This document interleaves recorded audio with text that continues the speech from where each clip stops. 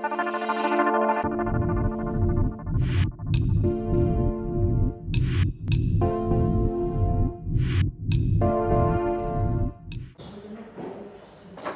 بخشیده با روز 8 مارس، هم آغاز بهار، هم روز بانوان، روز مادران، روز آچجانان، هم 11 مارد. همین مطبوعات هم مادر است چون که ملت را میپروراند و هم نوروز گلفروز، یعنی هم برای جایی تو رمضان میبرد همه شما را ما تبریک میکنیم. ما من نزدیکی از ویسته از گازت ما گازت مردمی که هستیم ما ریتینگ های مردمی میگذاریم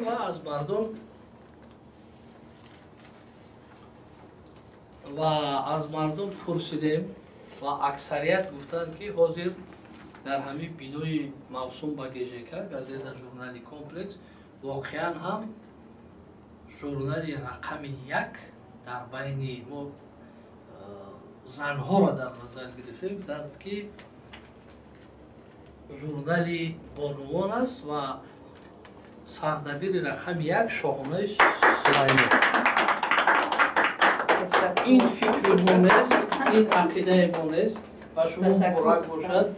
ضمناً در پس منظر اونی که ژورنالی بانوان و بانو شاهانه که در 2020 عزم و تلاشا کردن ما می‌دونیم که 110 سالگی مطبوعات کشور است صاحب دیپلم SSSR شدند. دیپلم SSSR داده شد به شاهانه سلیمان برای سهم ارزنده در رشد مطبوعات در سال 2022 در 110 سالگی مطبوعات تاجیک. و البته ایش برای نوروز این آدرس داره، این آدرس است برای شاهانه است. انا میپوشه و همکارات هم میسوزانی. Суворов میگه که солдат не мечтавший о генералстве не солдат. همین شاهانه هم وقتی شروع کرده بود یک دختر زیبایی گفتی اما اویله ما باری که شاهانه چه بود و آمده به مرتبه سردبیری سبزی. من آرزو میکنم که هر کدوم شما در کدام ساحه‌ای که خود رو داده اید رشد کنید، تنتنه کنید و به همون مرتبه برسید که شما رسید. این را عینومی شخصا من میپوشید با من ببینم و برای اونی که در بهار آدم وقتش خوش گذرد ما یک وقت داریم انیکدوت‌های SSSR. انیکدوت نه، انیکدوت کارهای شدگی خانم اسم سیوف میزرابیان بانوی من با ژورنالیست ورزیده هورنیسا علیزاده مراجعه می شود. هورنیسا علیزاده کاری شدگی ساعت به ساعت اپای هورنیسا شام نان نمیخورم دیت میگیرم ولی خراب نمیشوم. سیر دیت شما در چیست؟ هورنیسا با اشاره با سیوف میزراب میگوید بچه‌م ولی شوی گنده نزده. این برای خاندان شما و از همه مهمتر کاری که ما امسال کردیم شریف بی‌سایزاد خدا رحمت کنه.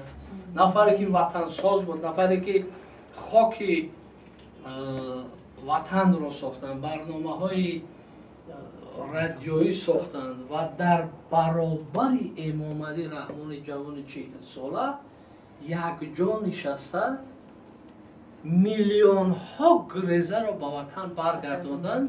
یک تا شرف بی‌سایزاد بود.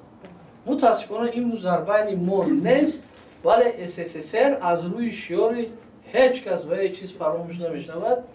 ما مجموعه اشعار و گفتارها درباره شریف بی‌سایزاد رو نشر کردیم و هیچ وقت اون کس فراموش نمی‌کنه و یکی از دوستان نزدیکترین شاهانه هم بودن.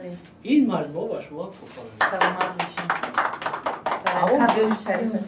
و از همه مهم در روز 11 مطبوعات با تشبث گلدختران ما و من 11 گل لاله خوشبو با شما سلامت باشید. من از حق دارم که از نام همه اهل قلم مجله بانوان تاجیکستان کلی همکارانمون، هم پیشگانمون، هم قلمان خود را از گزیت مردمی ایسیسی صدقاً شاد باش بگویم، چون که در حقیقت امروز گزیت ایسیر هم یکی از سرخواننده ترین گزیت ها در کشور است و بیرون از آن و برای مردم هم زیاد دسترس است، چون که آنها می توانند که آزاد و آشکارا در اونجا درد دل خود گفته باشند. من در سال 2022 در روز مطبوعات با این اهل قلم، با این کمد در حقیقت و قوت باری سربلندی موفقیت تمنا میکنم و فکر میکنم که ما همیشه با ایسیسیر یک جایی مبارک باشد. سلامت باشید.